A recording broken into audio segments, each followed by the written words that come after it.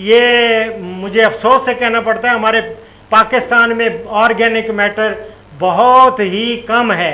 अब आप कहेंगे ऑर्गेनिक मैटर है क्या, क्योंकि वो most of you are non agriculturist. ये हाथ में देख रहे हैं, ये अच्छी गली सड़ी पत्तों की खाद है या गोबर की खाद है, ऑर्गेनिक मैटर है। इसमें पौधे उगते हैं और इसमें ये खुराक है पौधों की। ये ऑर्गेनिक वेस्ट आपने गांव के बाहर देखा होगा, देखा है? ये ढेर लगे हुए हैं ना। ये मैं ठरी मीरवा में गया सिंध में। सिंध से कौन है, हाथ खड़ा करें। अल्लाह अकबर, माशाअल्लाह। तो ठरी मीरवा एक जगह है, खैरपुर में है।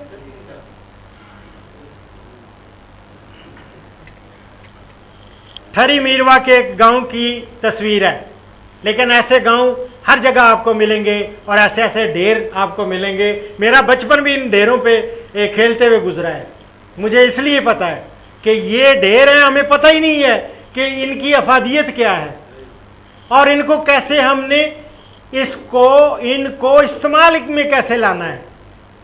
ओ बाबा, ये नहीं है, अब वो दौर गया, अब नया दौर है। नए दौर में हमें नए तरीके से सोचना पड़ेगा। हम पुराने दौर में कब तक रहेंगे? अब देखें, इस तरह के भी ढेर आपको नजर आएंगे। ये ओपलों के ढेर हैं। ओपला क्या होता है? पाथियां गोबर की। इनको अंग्रेजी में कहते हैं डंग केक्स। क्या कहते हैं? डंग केक्स। ये डंग केक इस तरह नहीं बनते, बाकायदा ये दीवारों पे भी आपने देखा होगा। एक अंग्रेज मेरे साथ जा रहा था, कहता यार आओ, ये की तरह ही हो गए हैं। मैंने कहा चलो आगे चलो, मैं तुम्हें दिखाऊंगा, रास्ते में कोई ना कोई मिल जाएगा। तो आगे गया तो खुदा की कुदरत कि एक गुजरांवाला की बात कर रहा हूं। मेरे साथ एक अंग्रेज था, कॉनरेड नॉमन उसका नाम था। He was from Germany, German था कॉनरेड नॉमन। तो मैंने उसको कहा कि देखें, आगे चल के देखते हैं। तो वाकई मैंने देखा, तो मैंने एक तस्वीर खींची और वो तस्वीर दिखाता हूँ। 2 तस्वीरें ले ली। मैंने कहा यहाँ मेरे चूँकि लेक्चर्स में ये यूज़ भी होगी और ख़ास तौर पे औरतें जो हैं वो बहुत ज़्यादा फिर वो शोर मचाती हैं, डॉक्टर साहब आप जेंडर बाइस्ड हैं, आप सिर्फ औरतों को ये ऐसा काम दिखाते हैं। वो देखें पाथियाँ लगा रही हैं दीवार के ऊपर, लेकिन वो अकेली नहीं है। साइड पे देखें, मर्द ने भी इक्वली, बल्कि ज्यादा उसने सर पे गोबर उठा रखा है। देख रहे हैं? This is in Sialkot, Daska के पास एक गांव है, उस वहां की तस्वीर है। तो ये और इस तरह ये गोबर हम कब तक जाया करते रहेंगे? क्यों करते हैं? क्योंकि हमने आग जलानी है, फ्यूल नहीं है, बिजली नहीं है। जब फ्यूल नहीं है तो हमारे पास और क्या है?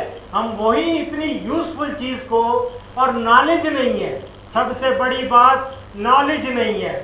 तो हम लोग क्या करते हैं? उसको ज़ाया कर रहे हैं, उस ऑर्गेनिक मैटर को, उसी ऑर्गेनिक मैटर को। ये मेरा एक प्रोग्राम है, अगर आप देखेंगे, मेरा ख्याल इस वक्त 3 लाख से ज़्यादा लोगों ने देख चुके हैं। ये पुराना है, जिसमें मैं बायोगैस का एक प्लांट लगाने का तरीका बता रहा हूँ और दिखा रहा हूँ कि छोटा सा प्लांट कैसे लगाया जाता है। और 3, 4, 5 अगर जानवर घर में हो, उनका गोबर रोज़ाना इसमें डाल के और उतना ही पानी डाल के रोज़ाना एक कुंबा जो है वो अपने 2 वक्त का खाना पका सकता है, वो चूल्हा जला सकता है, और इस तरह रात को बाकायदा लाइट जला सकता है, एक पंखा चला सकता है। और लेकिन मैं साइड पे अभी जो अब दिखा रहा हूँ, ये एक नया प्रोग्राम है मेरा, जिसमें मैंने पूरी कम्युनिटी के लिए बताया है कि पूरा का पूरा गांव के लिए अगर आप लोग मिल जाएं,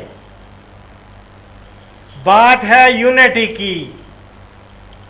हमेशा मैं दर्स देता आ रहा हूं, कहता आ रहा हूं, united you stand, divided you fall. Am I right? यहां तक के ये कहता हूं कि चिड़ियां भी अगर मुत्तहिद हो जाएं तो वो शेर की खाल नोच सकती हैं। और अगर कम्युनिटीज मुत्तहिद हो जाएं पॉजिटिव साइड पे, नॉट नेगेटिव, जिस तरह शहद की मक्खियां हैं, कैसी यूनिटी होती है उनमें। कोई माई का लाल पत्थर नहीं मार सकता, मार के देखे, पीछा नहीं छोड़ेंगी जब तक वो किसी कुएं में नहीं छलांग लगा देगा, वहां में भी ऊपर भिन बनाती रहेंगी। ऐसी यूनिटी कि इतनी प्यारी चीज बनाती हैं जिसका जिक्र कुरान पाक में है। उस पे एक सूरा है, सूरा का नाम है नहल। नहल कहते हैं शहद की मक्खी को, शहद को कहते हैं असल। असल, असल इज शहद। सॉरी, मैं आपको यह बता दूं क्योंकि I had been teaching in Iraq for 5 years and it's my, मैं बताते हुए मुझे फख्र महसूस होता है, अभी भी मेरी कुछ किताबें वहां पढ़ाई जा रही हैं। असासियात वक़ायतुल मज़रूआत है, अमराजुल बस्तना है, अमराजुल महसील हक़लिया है, और ये चीज़ें असल कहते हैं हनी को। हनी इतनी मीठी चीज़ है और इसके लिए हजूर अल्लाह रब्बुल इज़्ज़त ने, अल्लाहु अकबर, अल्लाह ने फरमाया कि इसमें शिफा दी है, और शिफा लिन्नास, लोगों के लिए शिफा है। मैं कहता हूं, इस पे मेरा लंबा फिर लेक्चर हो जाएगा, उसके में सिर्फ बात से बात निकल रही है। शिफा लिन्नास, शहद में ही नहीं शिफा, उसके डंग में भी शिफा है। उससे बाकायदा एपिथेरेपी की जाती है, जोड़ों का दर्द का इलाज किया जाता है। तो ये है ये यूनिटी का फायदा।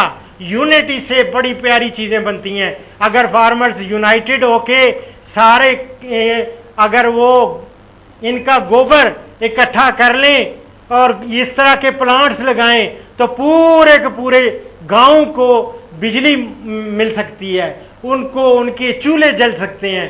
और उनसे ना सिर्फ चूल्हे जलेंगे बल्कि उसके बाद ये स्लरी, व्हाट इज स्लरी, यही ऑर्गेनिक मैटर है। वो जो गोबर डालते जाएंगे, ये ना समझें वो जाया हुआ, वो जब गैस उससे निकलेगी तो ये अच्छी तरह डिकम्पोज जब होगा और ज्यादा ये बाहर निकलता रहेगा, ये इसको कहते हैं स्लरी। ये ऑर्गेनिक मैटर की बेहतरीन एक मिसाल है, और ये एक खाद है, कुदरती खाद है। इसको जब खाद को डालेंगे फसलों में, ये फसलें आप देख रहे हैं, साथ ये लश ग्रीन क्रॉप आपको मिलेगी इससे। तो इसका मतलब ये है कि एक पंजाबी में कहते हैं, नाले खाओ, नाले पन्नो गिरियां ते नाले खाओ बादाम, यानी साथ ही जनाब गैस भी लें, बिजली भी बनाएं, साथ ये स्लरी भी लें और उससे फसलों को डाल के फसलें भी पैदावार ज्यादा ले। कितना जबरदस्त चीज है। और याद रखें, जो लोग नहीं करते वो इस तरह की फसल लेते हैं। ये भी एक गांव की मैं मिसाल दे रहा हूं। सॉरी, मैंने थोड़ा सा तस्वीर लेते हुए वो खजूरें नहीं नजर आई। ये भी सठारजा का है। Satharja is a place in Sindh, Khairpur में। बिल्कुल, ये सठारजा का है। सठारजा में ये अजीता मोहम्मद लुंड थे, उनका ये बेटे का साथ वाला खाद ये था फील्ड। उस बंदे ने बिल्कुल नहीं डाली। देखो, ऑर्गेनिक मैटर नहीं है तो ज़मीन की हालत क्या है, तो गंदम कैसी उग रही है। लेकिन जो हमारी बातों पे अमल करता है, उस दूसरे ने, फिदा बलोच ने ये डाली और उसकी गंदम ये देखें, वो पीछे वो खजूर के दरख्त भी आपको वहाँ के नज़र आएंगे। ये और इतनी ज़बरदस्त ग्रीनरी, और इसकी प्रोडक्शन भी बहुत ज़्यादा होगी। तो ये है ऑर्गेनिक मैटर। अब मैं मिसाल देने लगा हूँ दुनिया के ज़राअत के